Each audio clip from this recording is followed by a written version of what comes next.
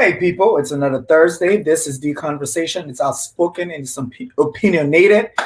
We are going to have an amazing Thursday. Again, we're back here with our July 26th celebration. Yeah, July 26th for last week. Let it go. We are here with our July 26th celebration. We're still doing Liberia Excellence LIB Takeover. Today, we're going to have an amazing conversation. But before we start this conversation, again, for my Liberian viewers, those who are watching, we're asking that you do take COVID serious. COVID is a deadly disease. We're asking you guys wear your mask, use your hand sanitizer, do your 6 feet. If you don't have to be around people, try and limit your amount of interaction with people. For those who are living in Liberia, we're asking you to do that. I know we saw on social media where the vaccine has, their second batch, I believe, of vaccine has arrived in Liberia. What I'm saying to you is you guys need to understand, you have all the information that you can get. Google it. Find out what vaccine you're bringing to your country.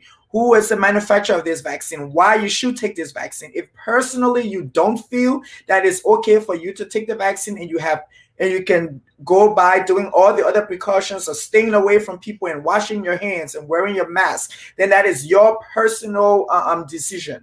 Don't let nobody force you to do something that you don't want to do, but we're asking you to be safe. The main thing is be safe, protect yourself, and then you can protect Liberia. But again, we're asking you, those who are in Liberia, we know that COVID again has spiked up. We're asking you guys to please protect yourself. Wear your mask, sanitize, stay away from people, large crowds. It's not for you. And just stay home. This is a time for you to reflect. COVID has given some of us an opportunity to reflect on our lives. I've spent my son is 8 years old, and for the last 8 years, I think I spent the most time with him during this last year and a half than I probably would have never had until he turns 18 and get out of my house. And so I ask you guys, this is a time for you to really, really reflect, start your new business. I mean, there's so many things that have come out of COVID that you will not imagine because it has given us the opportunity to rest.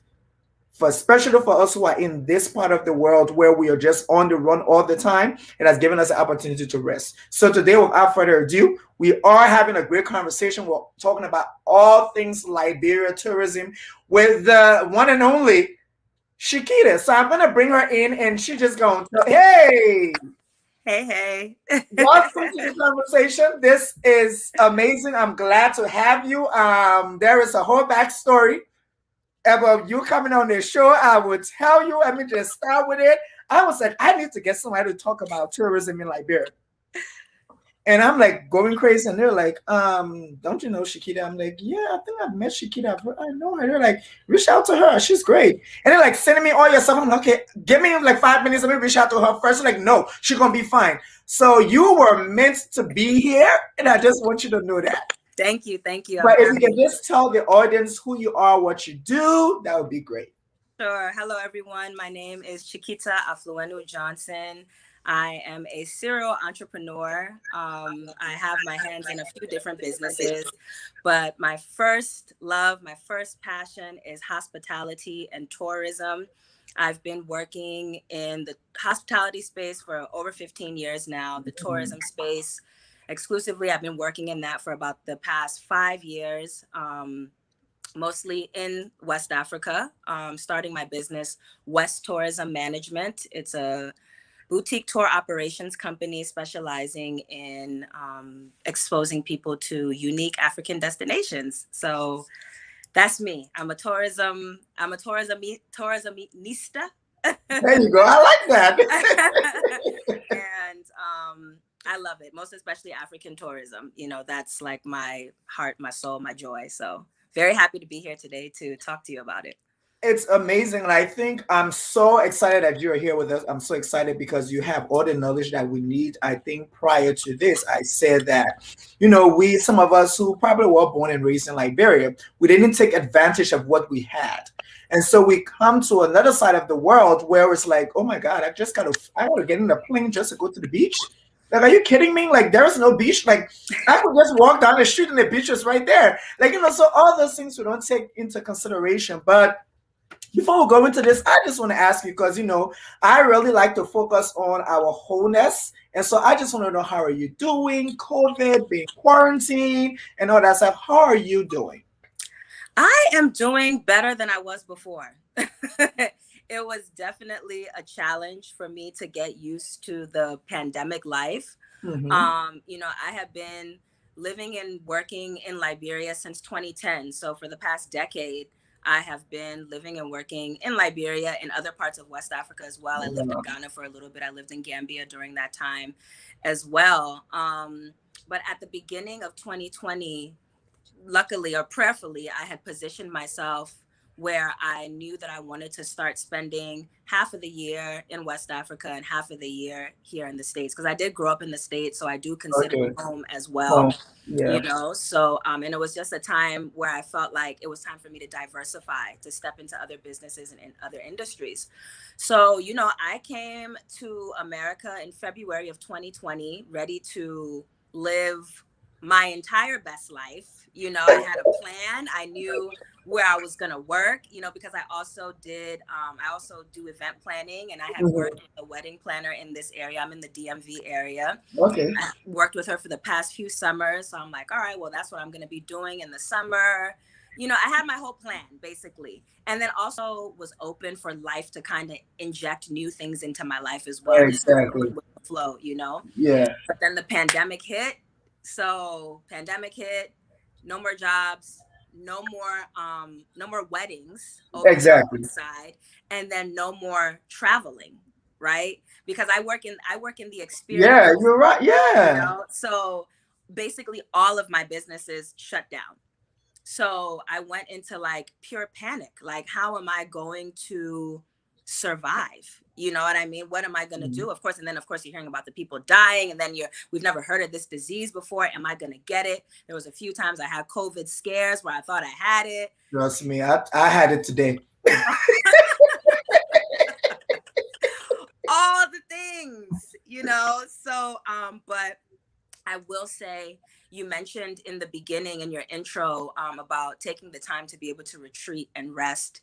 And that's something that I really took heed to during the pandemic, was getting comfortable in resting, and getting comfortable in fostering an even stronger relationship with God, because God was the only being that was able to get me through that tough time. Because there were a lot of depression and anxiety Mhm. started to set in, not just with me, with a lot of people, People, yeah. and the lack of vision and the lack of control, that was huge for me. I didn't realize that I was such a control freak until I was in the pandemic, and I was like, I'm like, I can't breathe because I'm not in control of anything. So, Yes. but long story short, great time for rest, great time for reflection, great time to be able to get closer to my father. And Mhm. I was really able to grow in that time as well. So it was a blessing at the end of the day. And I like that, it's amazing. Like I didn't even think about it. Reading everything about you, I didn't even realize that when you just said it, that is so cute. Everything that you had, everything you worked on and worked for was shut down. Because in order for you to make your money, you need people where people weren't going nowhere. Nobody getting married, nobody going on any vacation or going nowhere. So you're like, okay, so what's gonna happen? Like, what we gonna do? Are we gonna do a Zoom safari or something? What are we really gonna do? But that is so true. And the fact that you were able to, and I think there are creative ways that people who are in your industry have come up with different things to do. And I say that because, and I know I might be putting my foot in my mouth because I'm not supposed to say it, but I'm going to say it since I'm not calling nobody name. There was one bartender that I know that literally were making drinks and you stop by, pick it up and bring it home because they had no income. There's somebody who's relying on going, really relying on tips. And so now he has no income. And he's like, I got to pay my bills and take care of my family.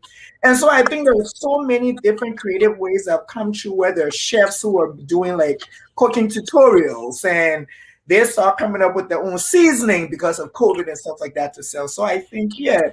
But I just want to go straight into this whole tourism business with you. But first, I really want to ask you, why Liberia tourism? Why? Oh my gosh, why not? You know, It's so funny. You said earlier about the you were mentioning the beach, how, Mhm. who are from Liberia, we really don't realize what it is that we have. And I'm just going to tell a quick story before I answer your question, because I think Yeah. it's important. I left Liberia when I was 4 years old. That was Okay. 1990, when the first civil war happened. Mhm. And every Sunday, my mother used to take me to the beach. So that was one of my favorite memories of Liberia, was, going to the beach. And I remembered when we moved to America and I started going to school and everything, when I was in elementary school, every time, you'll have time to like do like free drawing or something, like, arts and crafts, or, Mhm. art time or whatever. And every single time I would draw the beach, every single time, it never failed. And there's no beach around me in the DMV. Like, I'm in Silver Spring, no beach Yeah. around me. And so I remember that as a child, like that, I've always had that love of Liberian tourism since I was a child, because I was exposed to it. So I think it was just always something that was just in me. You know what I mean? So when I moved back to Liberia in 2010, I was working as the front of house manager at RLJ Canaja Resort and Villas. So the first 5-star resort in Liberia since the Ducor days. So Mhm. since the war happened. Yeah. And I, of course, I loved working there because I was in the hospitality industry. But I was blessed to be able to meet this new friend group in Liberia.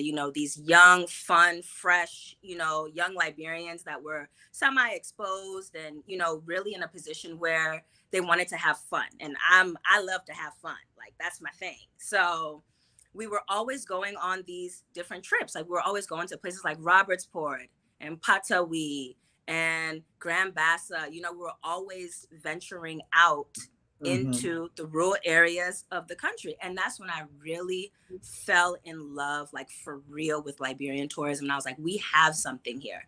If you're just used to seeing the vast rainforest every day, the mountains every day, the lagoons every day, it wouldn't mean anything to you. But somebody Yeah. who lived here, who you're not exposed to those things, you can see the beauty in the country. So, I just started out casually, like, well, I'll go out with my friends, we'll go to this place, that place. I would post pictures on Facebook, and because there was no Instagram at that time, yeah. And I would post pictures on Facebook. People would be like, "Oh my gosh, this is Liberia, it's so beautiful. Like, I would love to come visit." Blah blah blah. So I was like, entrepreneur mind started chiming, Uh-huh. and so I was like, "Oh, so people want to come and visit Liberia, huh?" So I'm like, I might as well start a tourism business, and it was just kind of like, it just kind of went from there. But to answer your question specifically, I entered into Liberian tourism because, in my opinion, Liberia is one of the most beautiful countries in the world. When we're talking about natural beauty, Yes. Liberia has it. And I that's what agree. inspired me. Yeah. So talking to someone the other day, we're talking about things about Liberia tourism, and this is an older lady, and she said the Liberian tourism is a mystery. Mm. It's what they call kuku jimuku. If you're not inside, you don't know. And so I want to ask, was there any form of initiation? Like, did you have to, like, did somebody really have to sit you down and let you know, there are certain places that you can't go? You know what I'm saying? Because we come from an Afrocentric area where there's certain places that regular people can just go. So were you introduced to that or explain all that stuff? I would say the only thing that I wasn't really exposed to or privy to, which is completely understandable, is anything that had to do with like the Sandy or like the Pearl Society. Correct. Yes. Those are things I've gotten multiple requests, especially from Europeans, wanting to be able to have access to these initiation ceremonies. So people who might not be familiar, when I'm talking about Sandy or like Pearl Bush, it's a rites of passage. The Mhm. Sandy's for the young Liberian women, the Pearls for the young Liberian men. And they go through a series of rituals, learning practices. There's a lot of things that they go through, but it's secret. So it can be compared to Greek life here in That's America, what I was where going to if say. you're in a Yeah. sorority, right, or a fraternity, you go through this process that the general public is not privy to, right? Mhm. So I've had so many requests for that, where Europeans want to like get in there and they want to see, they want to be exposed. And I mean, Yeah. I wouldn't even feel comfortable going and asking Exactly. Yeah. somebody, oh, can somebody please come and watch, blah, blah, blah. But what I did do was that I was like, well, can I have my clients um, just see like some of the dances and some of the, when they put the mud on their faces, the clay on their faces, things like that. So you're exposed to what happened, the celebrating, Or to the the celebration part. celebration of it, where they have the country mascots out dancing, those type of things. You can be exposed to that, but not the actual ceremony or the rituals, because that is private. And that's what, and I think I like the fact that you're saying that, because I think a lot of people don't understand that. I think even in the great United States, there are places where they're private. That's why there are places where they say it's a federal space and no trespassing. Because when you cross that barrier, anything happens to you, Yeah. they ain't got nothing to do with it. Right. And so I think for me, when we talk about liberal tourism, I think for me that's that level of respect. Yeah. Yes, we are open. Yes, we have great things you can come enjoy, but there are also places that are secluded from places that, I'm sorry, you can go there. Yeah, because it's sacred. At the Yeah. end of the day, that's the reason why. It's because it is a sacred ceremony that is only meant for these people. It's not a touristic attraction, like as much as you might think it is. It's not, and those boundaries need to be set. So that's very important to me. I'm very, very big on that, letting people know that there are certain things that you can have access to and you can't, and that's just it. So let's say, do you do I'm trying to figure it out, because like if you travel to Mexico and stuff like that, you go to a resort, a lot of people you'll just go, but it's Liberia. So how do you guys get people to? No, I will not ask that right now. I'm jumping my gun. Okay. When we talk about some attractions, I had an issue. I don't say I have an issue. I'm a Liberian. I go to the beach. When I go for vacation, I go to the beach, I go to the clubs, I have a good time. But I had not had the experience like I see some of my non-Liberian friends have experienced. And so that's what I want to talk to you about. Because I think when people who aren't Liberians or not African, when they go there, they have an idea of the places that they want to go to. And so I'm like, okay, I'm Providence Island. I go to no Providence Island. I'm going to Providence Island. You crazy? Right. But I just was like, how do we get our Liberian people to experience that culture when it comes to tourism in Liberia? Sure. I mean, the thing is, you have to have the appetite for it. That's that's really what it is. If you're sitting in something, if you grew up your entire life in this big, beautiful house that has all of the Versace china everywhere, and everything is blinging, you that's all you're used to. That's all you're ever gonna, you're like, okay, well, this is normal. It's not until you step outside of it and see something different. So non-Liberians, they know we have culture. They know we have great food. They know we have great attractions, because it's not something that it's because it's different. What makes it great is that it's different from what it is that they experience. Right? Exactly. So me as a traveler, because I'm somewhere, I love to travel. So, I'm always somebody who I'm going to want to know where the best places to go and eat. I'm going to want to know where the best places to get history, where the best places to get culture. So if you're a traveler at heart, you're going to research these things. And these things are readily available. But if you are from Liberia, you're not going to research it, because you're like, I live it. So what we are focused on, and when I say we, right now I'm talking about the Liberia National Tourism Association, also known as INTA. I serve as a board member for this organization, and we are really trying to focus on domestic tourism. And in doing that, the best way to do that is to expose, because there's a lot of people who live in Monrovia that've never really been outside of Monrovia. So they think Monrovia is Liberia. That's it. Yep. Yeah. So if you're telling people like, oh, I will take you to Patawi waterfalls where you can see natural beauty and swim in a beautiful under a canopy of rainforest, and water is gushing from the rocks. If you've never seen it before, you'll be inclined to go. If you've never been to Nimba Mountains, which have some of the most breathtaking views in the world, to do a hike and a little picnic and take some pictures. Liberian people, one thing about Liberian people, they like to enjoy. Yes, I agree to that. Liberian people like to enjoy. So once you let them know, hey, this is a time of enjoyment, you're going to see something new, you're going to experience something great, and you're going to enjoy, they'll be on it. It's just how it's promoted to them. So now that you have named some of the, some of the spots in Liberia, what are like some of the places that you feel that a vacation to Liberia, you should definitely go to these places? Oh, I have to say Robertsport. I have to say Robertsport. And the reason why I say Robertsport is because of it's some of the most beautiful resort beaches in the world, white sands, depending on the day, beautiful blue ocean.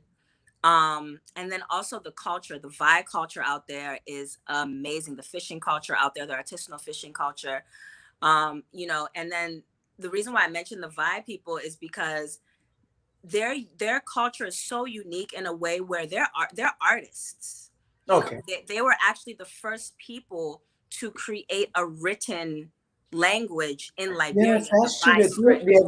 The Vai script. You're correct. Yeah, Vai script. So they're just naturally good with their hands. They're crafters. So exposing people to not just the natural beauty of Robertsport, but also the culture of the Vai people, I mean, it's absolutely amazing. And the surfing as well. If you like to surf, yeah, that's what I've seen. I've seen that people are surfing and all that stuff like that. Yeah. So you give us like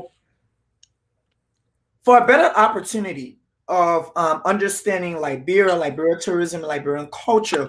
What are the best advices you can give somebody?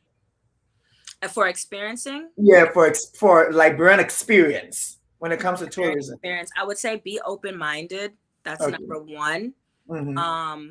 Limit your expectations. And that might sound negative, but it's really not. I know for myself, when you put your expectations up too high, you have the tendency to be disappointed. Okay. So if you limit your expectations, if you go in without any expectations, there's no room for you to be disappointed. You're just being present and you're just enjoying it as is. So I think that's really important. And then also know where you're traveling to. You are traveling to a third world country. You know what I mean? So you shouldn't expect a lot of the first world luxuries. I mean, we could provide what we can, you know what I mean? But I've had so many clients who have complained to me about different things like internet and this and that. And, but it's like, hey, you're traveling to a third world country. Yeah. That's kind of what it is. Like, you didn't really come here for internet. You came here to explore the rural areas and interact with the locals and beat the drum and eat cassava leaf. Like, you didn't come here to work on your computer. You know what I mean? So know what it is that you're traveling for, and the experience that you want to have that will feel fulfilling for you. Awesome. So how are these partnership related? So like with you, and then how do, like say for example, if someone comes, so I want to eat authentic Liberian food. Like how do you guys do that so that they can get all of that to have a good time? Sure. So one of the tours that I offer is a traditional Liberian cooking class. Okay. Ooh. So yeah, so it's a whole experience where you go to the market, you buy the ingredients with the guide. He'll translate for you, if you will. Okay. He'll negotiate for you. So you'll buy all the ingredients: the pepper, the onion, the whatever you're cooking, cassava leaf, potato greens, whatever it is that you're cooking. And then I have a cook that I work with, and she gives a step-by-step demonstration of how the food is prepared. So you will be beating certain things in the mortar, you'll be cooking certain things on the coal pot, things like that. And you're preparing a traditional Liberian meal. And some people even go as far as eating with their hands, which is I love to eat with my hands. So yeah. It's I think so. That's really what you're giving me right now. I have never experienced that. So, like I said, I'm Liberian, so I just go to Liberia and have fun. And I think the only reason why I went to the waterfall was because my sister went to Covington. Okay. And so we're in Swakoko. So I went there, we just went there. Yeah. And so it hasn't been like, it wasn't like a thing. Because I think those who went to Covington, that was a thing for them. They went there, they had a great time there.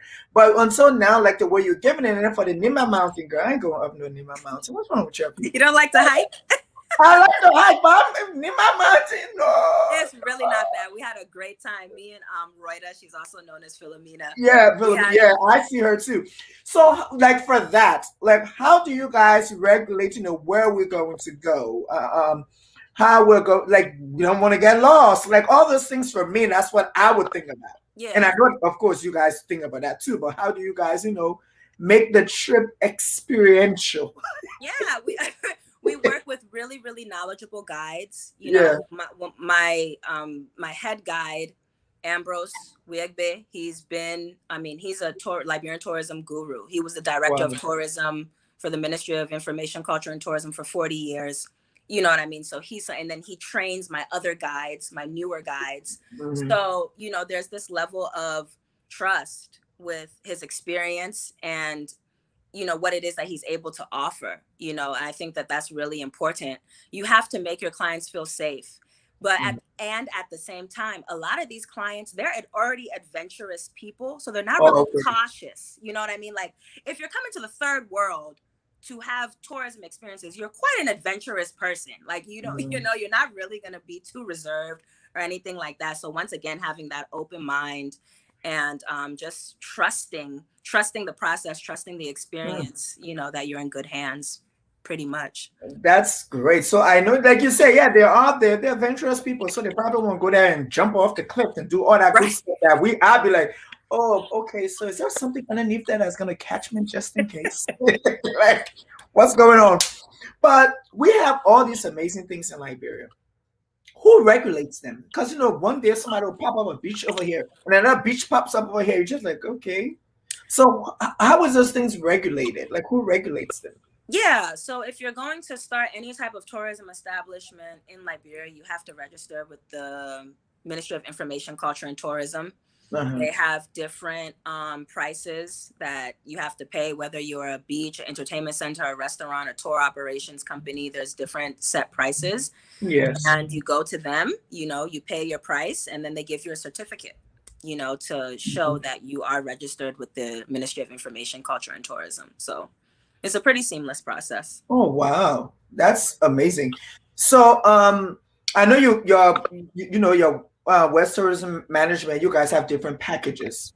So can you just like give us like different the different packages you guys have? How can someone click on it? I'm going to Liberia in December, and now I'm like, I want to do. I'm like thinking in my head, maybe one day I can like, do some stuff. So how can a group of people just say, hey, we're going to Liberia, we want to do these things, apart from just partying every day? Right, for sure. So usually people reach out to me on Instagram at West_tourism, or they'll send me an email, and say, hey, I'm coming to Liberia, because word of mouth spread. I mean, I've been doing my business for about 6 years now, so people pretty much know that I'm the person to reach out to with when you want to have touristic experiences in Liberia. Yeah. So they'll reach out to me. They'll say, oh, I'm gonna be in Liberia for this many days. What would you suggest?